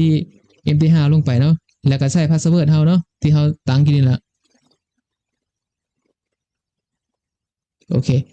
หลังจากนั้นให้อย่างเนาะหลังจากนั้นก็กดเซิร์ฟเวอร์เฮาเนาะเอามันโมเป็นพอเดโมเลยเอาตัวนี้เนาะ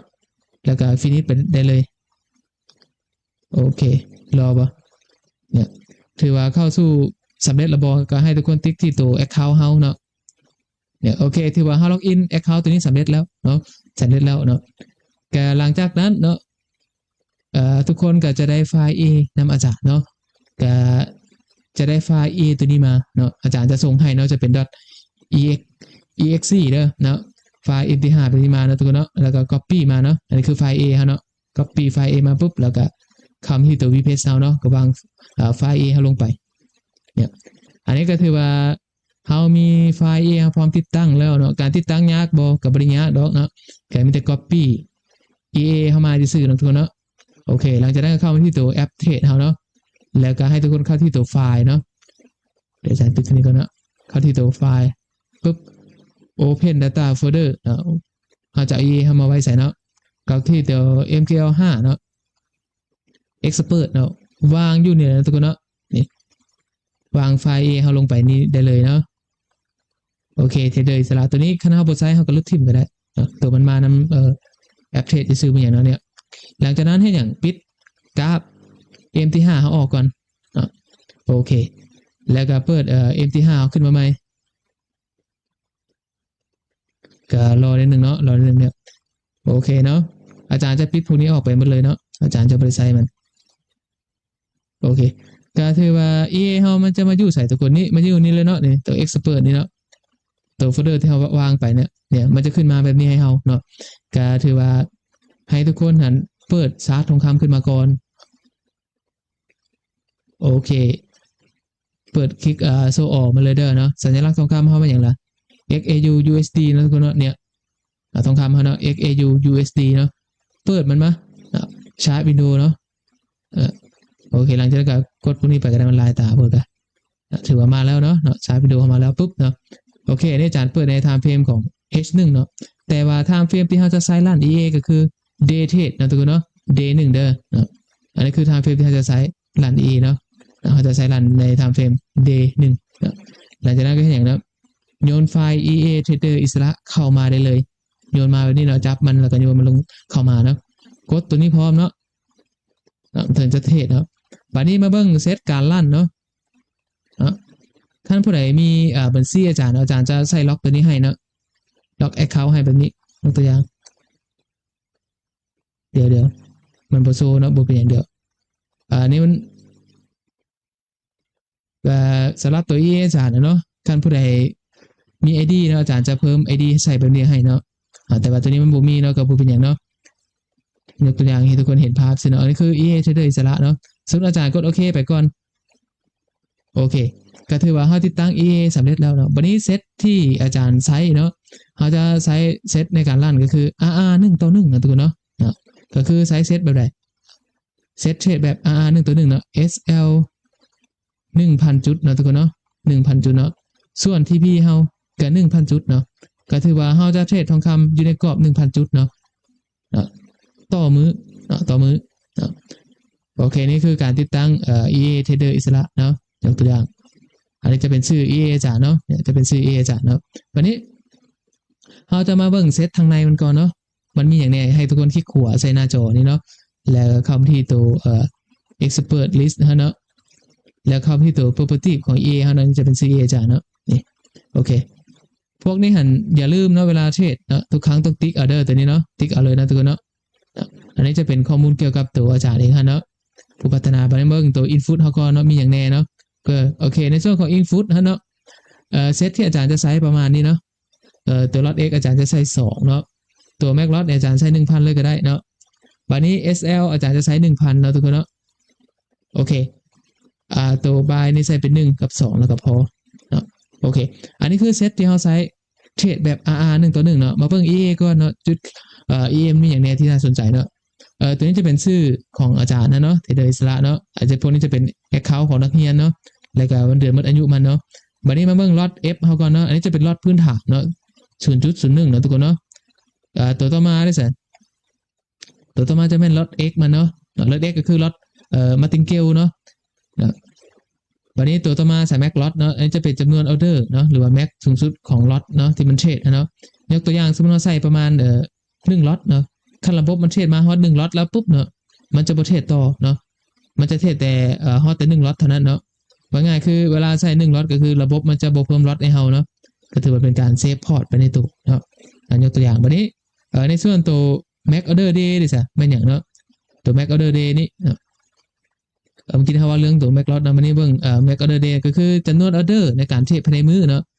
คันมื้อนึงเฮาจะให้มันเทรดประมาณ1 order เนาะ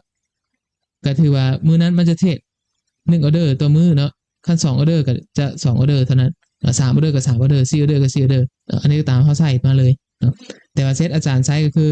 ให้มันเทรดแบบ24ชั่วโมงไปเลยเนาะเฮาจะบ่ได้ใส่แบบกำหนดมื้อให้มันยกตัวอย่างเนาะบัดนี้ตัวต่อมาเนาะ SLTP เฮาเนาะทุกคนเนาะอันนี้คือ SLTP เฮาอันนี้ตัวอย่างเนาะเฮาจะใช้ประมาณ 1,000 จุดเนาะก็คืออาจารย์จะใช้สูตรแบบ RR 1 ต่อ 1เนาะวัดกันไปเลยเนาะวัดกันไปเลยก็คือโอกาสขาดทุนหรือว่าติดลบ50-50เนาะโอกาสส่วน SL เนาะ SL หรือ TP 50-50เนาะตามเทรนด์ day 1เป็นหลักเด้อเนาะวันนี้ตัวนี้เลยสิตัวนี้มันอย่างเนาะตัวนี้เนาะตัวนี้จะเป็นตัวเซฟบาลานซ์เฮาเนาะทุกคนเนาะอันนี้เป็นตัวเซฟบาลานซ์เนาะก็คือตัวบาลานซ์ลิกเนาะอันนี้โค้ดเทรดบาลานซ์อาจารย์ยกตัวอย่างเนาะสมมุติเฮาเปิดไว้เนาะโอเคสมมุติอาจารย์เปิดไว้ปุ๊บเนาะอันนี้มันปิดอยู่เนาะจะเป็นตัว2เนาะคันพอร์ตเฮาลั่นเนาะยกตัวอย่างคือพอร์ตเซนเดอร์ตัวนี้เนาะมันเป็นบัญชีเซนเดย์สมมุติว่าเฮามีพอร์ตอยู่ประมาณ10,000 เซนเนาะเฮาลองลั่น100เนาะเอาล็อตเริ่มต้นกับ 0.01 เนาะก็ถือว่าถูกตามสูตรอาจารย์เนาะโอเคสมมุติเฮาใส่ตัวโค้ดเทรดเฮาเหลือประมาณ 5,000 เซนเนาะยกตัวอย่างคันพอร์ตเฮาหรือว่า EA เฮาติดลบไปเรื่อยๆเนาะแล้วเฮ็ดให้บาลานซ์เฮาเหลือประมาณ 5,000 เซนเนาะหรือว่า50 ดอลเนาะระบบอาจารย์มันจะโค้ดเทรดเนาะมันจะโค้ดเทรดแล้วมันจะบ่เทรดต่อเนาะก็ถือว่ามันปิดไปเลยเนาะคันมันจะเทรดต่อได้ก็คือบาลานซ์เฮาต้องเพิ่มจาก 5,000 เนาะหรือว่าสูงกว่า 5,000 ถึงจะเทรดต่อได้เนาะอันนี้ก็ถือว่าเป็นการเซฟบาลานซ์เฮาเพื่อบ่ให้พอร์ตมันแตกเนาะตัวนี้จะเป็นตัว Trend BS 1กับ2เนาะใส่ประมาณนั้นสำหรับเซต EA Trader อิสระของอาจารย์เนาะอันนี้เซต 0.01 นี่นะทุกคนเนาะตามหน้าทุนเฮาเนาะยกตัวอย่างอาจารย์ยกตัวอย่างเนาะเฮาใส่ 0.01 ทุนประมาณเท่าไหร่เนาะถึงจะบ่เฮ็ดให้พอร์ตเฮาเสียหายหรือว่าโอกาสที่เฮาจะแพ้หรือว่า EA จะล้างพอร์ตมีน้อยเนาะอาจารย์ยกตัวอย่างเนาะคันเฮาใส่ประมาณ 0.01 นี่เนาะเทรดประมาณพอร์ต100เนาะหรือว่า 10,000 เซนเนาะเขาจะใส่ประมาณนี้สลับพอร์ตเนาะบัดนี้ 0.02 นี่จ้ะเราไล่ไปเนาะทุกคนเนาะ 0.02 ก็ใส่ประมาณ 20,000 สลับพอร์ตเฮาในการรันเนาะบัดนี้ 0.03 ใส่ประมาณ 30,000 เซนเนาะอันนี้คือเขาใส่พอร์ตเซนเด้อ10,000 เซนก็ถึกแต่100 เหรียญเนาะ20,000 เซนก็ถึกอยู่200 เหรียญ เพราะว่ามันเป็น EA ที่เราใช้พอร์ตเซ็นเนาะแล้วก็300เหรียญเป็นตัวอย่างสมมุติพอร์ตประมาณ100,000 เส้นได้ซะก็ใช้ประมาณ 0.10 เนาะเฮาจะปรับล็อตขึ้นตามบาลานซ์เฮาตามความเหมาะสมเนาะยกตัวอย่างสมมุติโอเคคันพอร์ตเฮาโตขึ้นประมาณ 20,000 แล้วเนาะเฮาก็ปรับเป็น 0.02 เนาะยกตัวอย่างแล้วก็กดโอเคไปเนาะหลังจากนั้นให้อย่างเนาะหลังจากนั้นเฮากดตัวออโตเทรดนี้ปุ๊บเนาะก็ถือว่าระบบอาจารย์เฮ็ดเวียกแล้วเนาะต่างแต่ว่าโอเคบาลานซ์เฮาบ่ทันมีเงินซื่อเนาะมันก็เลยบ่เทรดให้เฮาเนาะก็ถือว่าสำเร็จแล้วนะสำหรับการติดตั้ง EA Trader อิสระง่ายๆนะทุกคนเนาะก็มีแต่เท่านี้ซื่อๆบ่ได้มีหยังเนาะยากหรือไงอันนี้เป็นเซตที่อาจารย์ใช้ลั่นใน time frame day 1เด้อเนาะ day 1ยกตัวอย่างให้ทุกคนเห็นภาพไปได้เนาะอันนี้เซตที่เฮาใช้ลั่นใน time frame day 1เฮาเทรดทองคำโดยเฉพาะเปิดกราฟมาแบบนี้แล้วก็ฮุบ EA อาจารย์ไว้เนาะก็ถือว่าสำเร็จแล้วเฮามีไฟล์ EA มาปุ๊บเนาะแบบนี้มี VPS server เฮา IP กับตัวนี้เลยเนาะทุกคนเนาะนี่หลังจากนั้นก็ฮุบมันไว้เนาะแต่ว่า อาจารย์ใช้อธิบายให้แบบนี้เนาะเวลาเฮาใช้ EA เนาะเฮามีค่าใช้จ่ายแน่1เนาะค่าใช้จ่ายที่เฮาปาจะจ่ายบ่ได้ก็คือ1เนาะก็นี่แหละทุกคนเนาะ VPS server ที่เฮาเช่าเนี่ยเนาะพวกนี้แหละเนาะที่อาจารย์รีโมทเข้ามานะเฮามีค่าใช้จ่ายประมาณเดือนละ$7เนาะสำหรับ VPS server IP ตัวนี้เนาะก็คืออาจารย์ฮุบไปก่อนเนาะอาจารย์เปิดกราฟขึ้นมาก็จะโอเคแล้วก็ถือว่าเฮามีค่าใช้จ่ายประมาณเท่าไหร่เนาะสำหรับตัว VPS server ตัวนี้เนาะเนี่ยเฮามีค่าใช้จ่ายประมาณเดือนละ7.20เนาะหรือก็เฉลี่ยบ้านเดือนละ$7เนาะดังนั้นเวลาเฮาลั่น EA เนาะอย่างน้อยเนาะทุกคนเนาะอย่างน้อยเนาะเฮาต้องให้พอร์ตเฮาเนาะที่เฮาลั่นเนาะกำไรเกิน$7ต่อเดือนเนาะสมมุติโอเคอาจารย์สมมุติเฮาใช้พอร์ต100ซะ100เหรียญเนาะโอเคคัน100เหรียญอย่างน้อยเนาะเซตที่เฮาใช้ก็ต้องให้ EA มีกำไรประมาณเดือนละ20เหรียญซะเนาะหา30เหรียญเนาะถึงจะเหมาะสมเนาะเพื่อมาหักล้างกับตัว VPS server เนาะอาจารย์ยกตัวอย่างสมมุติโอเคเดือนนั้นเฮามีกำไรอยู่ประมาณ20เหรียญซะเนาะ20เหรียญเฮาหักค่า VPS server เฮาออกกับประมาณเดือนละ7เหรียญเฮาก็จะได้อยู่ประมาณ13เหรียญยกตัวอย่างเนาะยกตัวอย่างบัดนี้โอเคสมมุติเฮามี VPS แบบนี้เลยซะเฮาจ่ายประมาณเดือนละ7เหรียญแล้วเนาะบัดนี้สมมุตินักเรียนอาจารย์ผู้อื่นจะเอามาใช้นำเฮาก็ให้เขาใช้นำก็ได้เนาะแต่ว่าข้อเสียคือสมมุติโอเค VPS ตัวนี้เนาะสามารถลั่นได้ประมาณ5พอร์ตเนาะ5พอร์ตเครื่องบ่เออร์เลอร์เนาะเครื่องก็ยังสามารถเวลาเฮารีโมทคอนโทรลก็จะบ่ช้าบ่ได้เนาะยกตัวอย่างประมาณ5พอร์ตเนาะโอเคสมมุติมี5พอร์ตปุ๊บเนาะเฮาก็เก็บค่าเซิร์ฟเวอร์นำเขาได้คือกันสมมุติคนอยากมาลั่นนำเฮาเนาะเฮามี VPS server แล้วเนาะผู้อื่นเขาบ่มีเนาะเขาอยากใช้นำเฮาจังซี่โอเคค่อยจ่ายประมาณเดือนละประมาณ7เหรียญเนาะ7เหรียญปลายนี่คันเจ้ามาใช้นำค่อยสมมุติมี3คนก็หารกันซะเนาะสมมุติมี3คนก็ถึกสมมุติมี4คนซะเนาะก็หารกันก็ถึกผู้ละเดือนละ2เหรียญซะเนาะจ่ายให้กันนั้นเนาะคันจะมาลั่น A เนาะให้ผู้นี้ลั่นให้ยกตัวอย่างก็ประมาณนั้นแต่ว่าโอเคบางคนเฮาอยากจัดการเฮาเองเนาะมันเป็นของเฮาเด้เนาะมันเป็นส่วนตัวเฮาเนาะก็มีแต่มาเช่าเนาะเช่าแล้วก็โอเควางพอร์ตเฮาลงไปเซตรันคืออาจารย์แนะนำเนาะโอเคเฮาลั่นทวิตเนาะสมมุติเฮาอยากเทสระบบอาจารย์เบิ่งก่อนเนาะเทส EA เฮาเบิ่งก่อนเพื่อเบิ่งหลักการเฮ็ดเวียกของมันเนาะเบิ่งความเสี่ยงเบิ่งดาวๆจากมันต่างๆนานาเนาะก็ใช้ประมาณจัก100เหรียญก่อนก็ได้เนาะหรือประมาณ 10,000 เซนเนาะทุกคนเนาะนี่แล้วก็ใช้ล็อตประมาณ 0.01 เนาะล็อตพื้นฐานเฮาเลยเนาะก็ให้มันเทสไปจักเดือน1 2เดือนก่อนโอเคคันเฉลี่ยล็อต 0.01 เนาะสามารถเฮ็ดกำไรประมาณเดือนละ10เหรียญบ่หรือว่าเดือนประมาณ1,000 เซนจังซี่เนาะหรือถึงประมาณ10เหรียญจังซี่เราก็ลองเทสไปก่อนเนาะคันความเสี่ยงมันบ่หลายเฮาก็จึงมาเพิ่มล็อตตามความเหมาะสมเนาะที่เฮายอมรับได้นะอันนี้อาจารย์ยกตัวอย่างให้เห็นภาพนะก็ถือว่าประมาณนั้นเลยเนาะประมาณนั้นเนาะสำหรับการติดตั้ง EA Trader อิสระคลิปเดียวจบเนาะทุกคนเนาะคลิปเดียวจบเลยเบิ่งคลิปนี้ก็ถือว่าเฮ็ดเป็นอาจารย์คิดว่าเนาะบ่ยากเนาะประมาณนั้นโอเคอันนี้ก็ถือว่าตัวค่าบริการเนี่ยเนาะมันจะหักจากบัตรเฮาเนาะเวลาเฮาเติมเงินเข้าไปมันจะหักออโต้แล้วมันจะส่งเมลมาหาเฮาเนาะแต่ละเดือนยกตัวอย่างคือตัวนี้ที่เฮาใช้นั่นเนาะเนี่ยที่เฮาติดตั้งไปกี่นี้ประมาณนั้นเลยเนาะโอเคใครมีคำถามเพิ่มเติมบ่อาจารย์คือว่าไวที่สุดเลยเนาะทุกคนเนาะมื้อนี้เนาะถือว่าเฮาไลฟ์ประมาณจักชั่วโมงนี่ ก็พอดีชั่วโมงนึงเนาะเฮ็ดเป็นเลยเฮ็ดจบแล้ว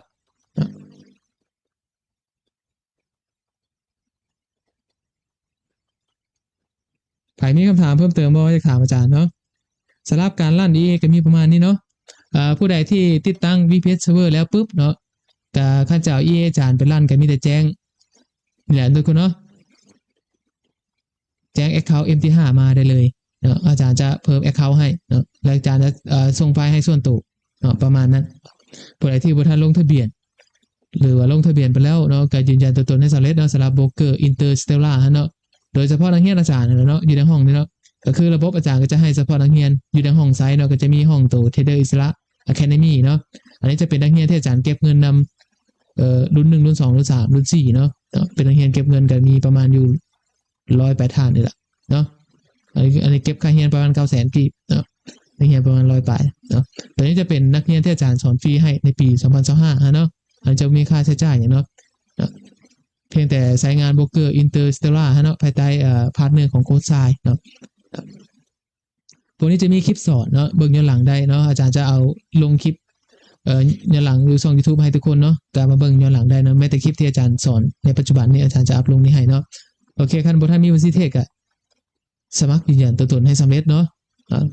สำหรับเอกสาร KYC ก็บ่ได้มีหยังเนาะทุกคนเนาะก็คันผู้ใดใช้แต่บัตรประจำตัวเนาะอาจารย์ตัวอย่างเด้อโอเคสมมุติเราเข้ามาตัวนี้เนาะเข้ามาที่แก้ไขปุ๊บเนาะคันเฮาใช้บัตรประจำตัวเนาะตัวช่องนี้ให้เฮาใช้ชื่อเฮาเนาะยกตัวอย่างเนาะKYC อันนี้ใส่ชื่อเฮาเนาะอันนี้ก็เลือกเพจเฮาเด้อเลือกประเทศก็เลือกประเทศลาวแหละเนาะอันนี้ก็เลือกเมืองเฮาเลือกเมืองเฮามันจะมีให้เลือกให้แล้วก็ใส่เบอร์โทรเฮาวันเดือนปีเกิดเฮาเนาะโอเคอันนี้ข้อมูลที่อยู่เฮาเนาะมาเบิ่งตัวที่เฮาจะใช้ยืนยันก่อนเนาะคันเฮาใช้บัตรประจำตัวเนาะบัตรประจำตัวให้ทุกคนเขียนข้อมูลเป็นภาษาอังกฤษเนาะแล้วจากนั้นก็เอาบัตรประจำตัวเฮามาถ่ายกับข้อมูลตัวนั้นเนาะแล้วก็อัปโหลดไปเพียงแต่บัตรประจำตัวก็ถือว่าจบเนาะก็ถือว่าผ่านเลยเนาะข้อมูลที่อยู่ใช้ตามบัตรประจำตัวเนาะเขียนเป็นภาษาอังกฤษตึมเนาะวันนี้กรณีเฮาบ่มีบัตรประจำตัวเลยทุกคนสามารถใช้ปื้มสามัญครัวก็ได้เนาะใช้ปื้มสามัญครัวก็ได้เนาะ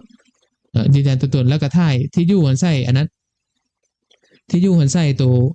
ปื้มธนาคารเฮาเนาะสามารถยืนยันตัวตนได้คือกันเนาะวันนี้คันทุกคนใช้พาสปอร์ตจ้ะใช้หนังสือเดินทางก็คือที่อยู่เฮาใส่ตามปุ๊บบัญชีเงินฝากเฮาเนาะแล้วก็อัปโหลดไป2ไฟล์แล้วก็ถือว่าผ่านเนาะสำหรับ KYC เนาะอาจารย์ยกตัวอย่างตัวนี้ซะมันก็มีอยู่เนาะเนี่ย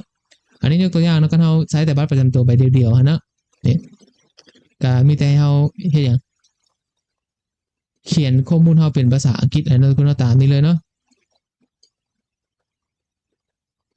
โอเคเขียนข้อมูลเฮาเป็นภาษาอังกฤษตามนี้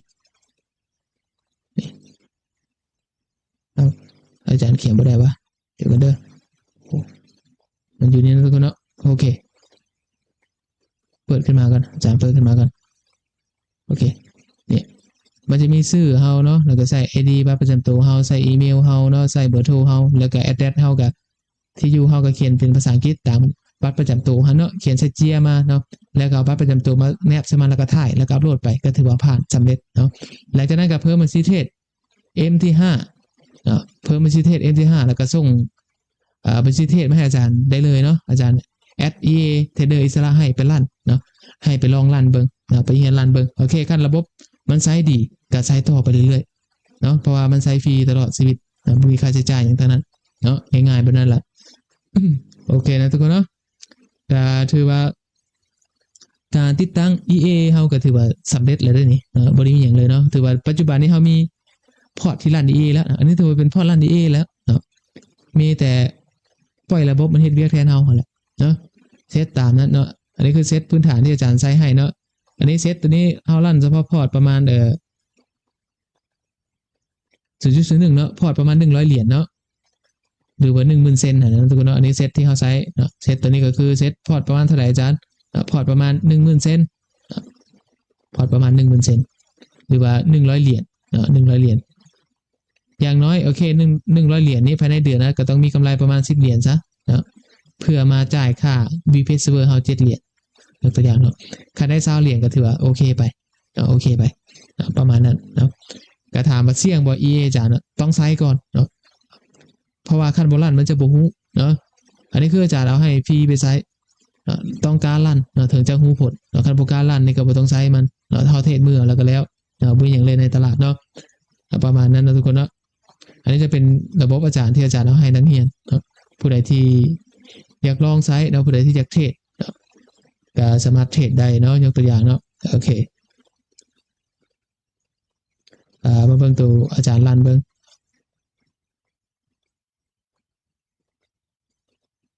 นี่อันนี้คือพอร์ตอาจารย์ลั่นเนาะพอร์ตที่เฮาลั่นกันนั่นโอเคมาเบิ่งประวัติการเทรดของมันก่อนในนึงซะมื้อนี้โอเคเนาะมาที่ตัว history มันนะทุกคนเนาะมาเบิ่งเอาคัสตอมซะเนาะเอาเฉพาะมื้อนี้ซะเนาะวันที่13เนาะวันที่13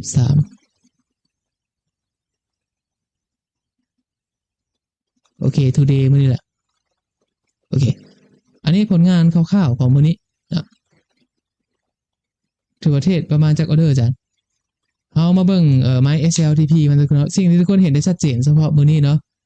มาเบิ่งสัญญาณการเข้าเทรดมันก่อนซะอาจารย์ยกตัวอย่างให้เห็นภาพนี้ก่อนเนาะก็จะใช้งาน DA เนาะเฉพาะมื้อนี้เนาะเฉพาะมื้อนี้เลยวันที่13นี่แหละเนาะสิ่งที่เราเห็นได้ชัดเจนระบบมันเทรดอย่างมันเทรดฝั่งบายให้เข้าใจไปนั้นเนาะและต้องถามกันว่า Day 1นี่ราคาทองขึ้นหรือบ่ขึ้นเนาะให้ทุกคนไปเบิ่งกราฟคืนเนาะ Day 1อาจารย์นี่ทองบินหรือบ่บินเนาะก็คือ EA เฮาเทรดตามเทรนเนาะก็เลยให้โอเคอันนี้จะเป็นออเดอร์ที่เฮา TP มาทุกคนเนาะ TP 1จุดแล้วก็นี้จะเป็นออเดอร์ที่เฮา SL เนาะแต่ว่าโดยรวมเนาะ SL หรือว่า TP เนาะก็เฉลี่ยประมาณ3,400 เซนเนาะก็ประมาณ34เหรียญ34เหรียญก็หลายบ่มันก็บ่หลายเนาะมันก็บ่หลายแต่ถามว่าเฮาใช้ระบบเทรดเด้เฮาบ่ได้เฮ็ดหยังมันเนาะก็ถืออาจารย์คิดว่าพอร์ตมันบ่แตกแล้วก็โอเคแล้วในการใช้ EA เนาะบ่ต้องไปซีเรียสนำมันเรื่องกำไรหรือขาดทุนเนาะรักษาพอร์ตเฮาให้มันได้แล้วพอร์ตเฮามันบ่ล้างระบบให้มันบ่ล้างเฮาก็วัดระยะยาวเนาะวัด2ปี3ปีขึ้นเมื่อต้องเอาแบบนั้นเอาในการใช้งาน DA เนาะยกตัวอย่างอันนี้คือระบบอาจารย์เนาะเหตุผลที่อาจารย์ใช้ R 1 ต่อ 1ก็คือเนาะอาจารย์เคยใช้เซตประมาณ R 1 ต่อ 2 1 ต่อ 3เนาะข้อเสียคือมันมักไปชน SL ก่อนเนาะมันเป็นข้อเสียของระบบเนาะก็เลยมาใช้ตัว RR 1 ต่อ 1ก็คือเฮาวัดกันไปเลยเนาะโอกาสเฮาจะชนะหรือว่าขาดทุนหรือว่าล้างพอร์ต50-50ในตลาดวัดกันไปเลยเนาะมันก็ขึ้นอยู่กับเฮาผู้ใช้งานพร้อมใช้หรือบ่เนาะอันนี้คือเซตที่มันลั่นมื้อนี้มันเทรดมื้อนี้ว่าอาจารย์บ่ได้เฮ็ดหยังเนาะเปิดมาก็เห็นแบบนี้แหละเนาะเฮาบ่ได้เฮ็ดหยังมันเฮาติดตั้งแล้วก็มันเทรดไปปัจจุบันนี้มันก็ยังลิ้นฟังบายอยู่แต่ถามว่ามันสวนเทรดตลาดมันก็บ่สวนแล้วเนาะยกตัวอย่างแบบนั้นเนาะสำหรับตัว EA Trader อิสระเนาะโอเคอาจารย์ยกตัวอย่างให้ทุกคนเห็นภาพนั่นแหละเนาะประมาณนั้นเลยเนาะสำหรับตัว EA Trader อิสระนะทุกคนเนาะอันนี้ฮุบไปเนาะฮุบไปเนาะปิดไปเพื่อจบเกมเนาะประมาณนั้นเนาะมีคำถามเพิ่มเติมบ่จะถามอาจารย์เนาะผมมีเนี่ยอาจารย์จบไลฟ์เลยได้เนี่ยมื้อนี้เนาะก็ถือว่าอาจารย์สอนติดตั้ง EA เนาะมื้อนี้เนาะมื้อเฮาจึงเข้าสู่ตัวพาร์คเทสสดเฮาคือเก่าเนาะทุกคนเนาะเทสสดนะมื้อนี้ติดตั้ง EA ให้ทุกคนเบิ่งก่อนเนาะแล้วก็จะให้ทุกคนเบิ่งผลงาน EA ไปนำมีไผมีคำถามเพิ่มเติมบ่สิถามอาจารย์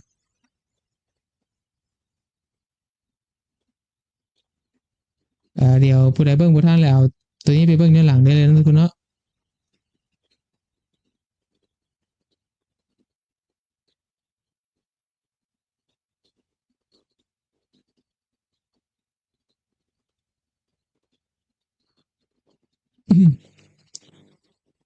มีบ่นักเรียนอาจารย์มาเบิ่งเอานักเรียนสิถามอาจารย์เปิดพอร์ตเดี๋ยวนี้พอร์ตเฮาสอนเทศกำลังติดลบอยู่เด้อทุกคนเด้อเดี๋ยวอาจารย์เปิดให้เบิ่งก่อนพอร์ตเฮาเทศมือนำกันตั้งแต่แล้วพุ่นละ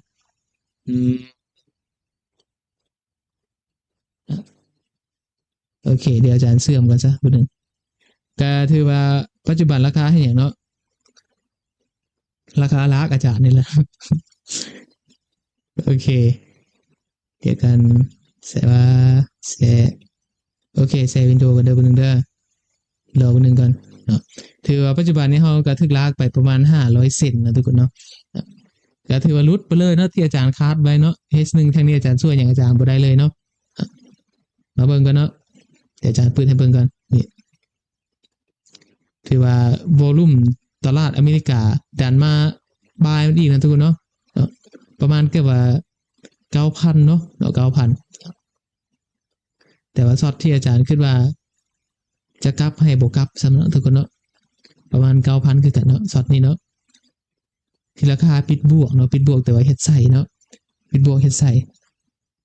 เอ้าคือแชร์บ่ได้วะ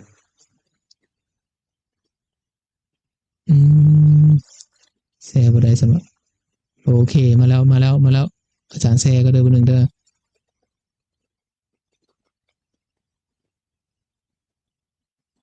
โอเคมันจะเดี๋ยวเข้าเซิร์ฟเวอร์เขากันเนาะแต่บ่ล่ะ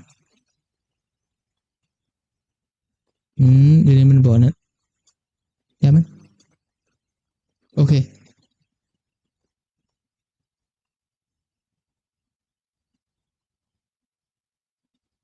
มันบ่ขึ้นให้ทุกคนจอบ่ขึ้นบ่โอเคเนาะ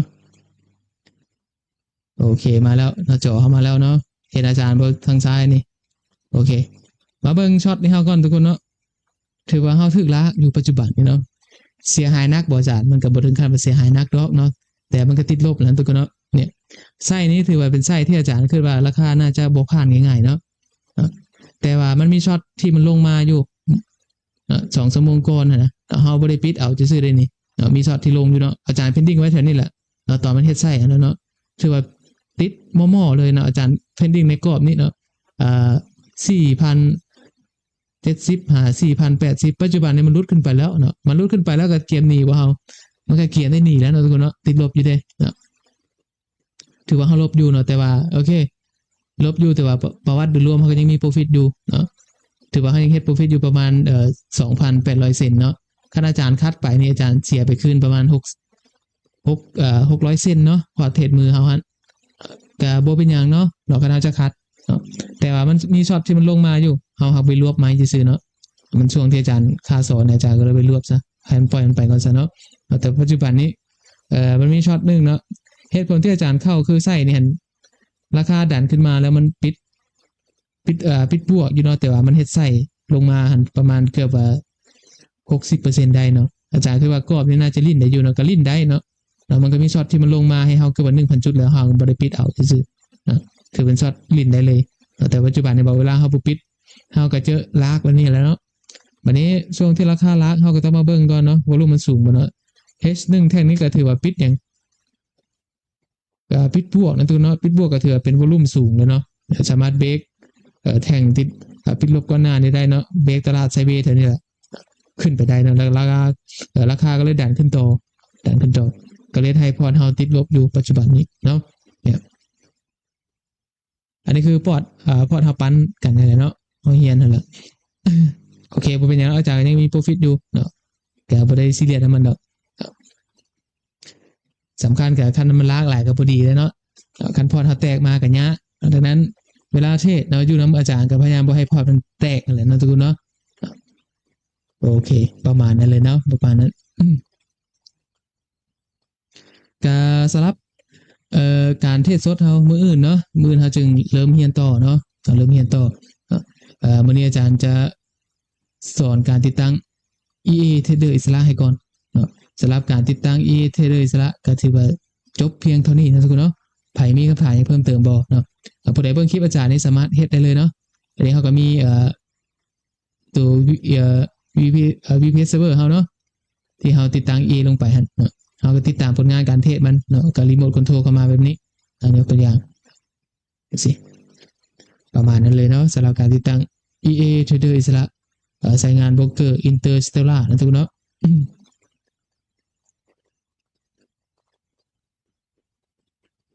โอเคไปมีคำถามเพิ่มเติมบ่จะถามคำบ่ถามก็ถือว่าประมาณนี้เนาะทุกคนเนาะ ก็สามารถพักผ่อนได้เลยมื้อนี้เนาะเดี๋ยวคลิปนี้อาจารย์จะเอาลงช่อง YouTube ให้เนาะให้นักเรียนที่เบิ่งบ่ทันก็สามารถเบิ่งคลิปตัวนี้จัก1ชั่วโมงซะเนาะก็สามารถเฮ็ดได้เลยเด้อเนาะอาจารย์คิดว่าสามารถเฮ็ดได้เลยโอเคมื้อนี้อาจารย์จะขอจบไลฟ์เพียงเท่านี้เนาะเดี๋ยวมื้ออื่นเฮามาต่อกันเนาะสำหรับภาคเทศสดเฮาเนาะในอีก4 มื้อเนาะทุกคนเนาะมาเบิ่งกันต่อเลยเนาะวันนี้อาจารย์ติดตั้ง EA Trader อิสระก็ขอจบเพียงเท่านี้เนาะขอขอบใจทุกคนที่มาเบิ่งไลฟ์อาจารย์จนจบเนาะเดี๋ยวมื้ออื่นเฮามาต่อกันใหม่เนาะ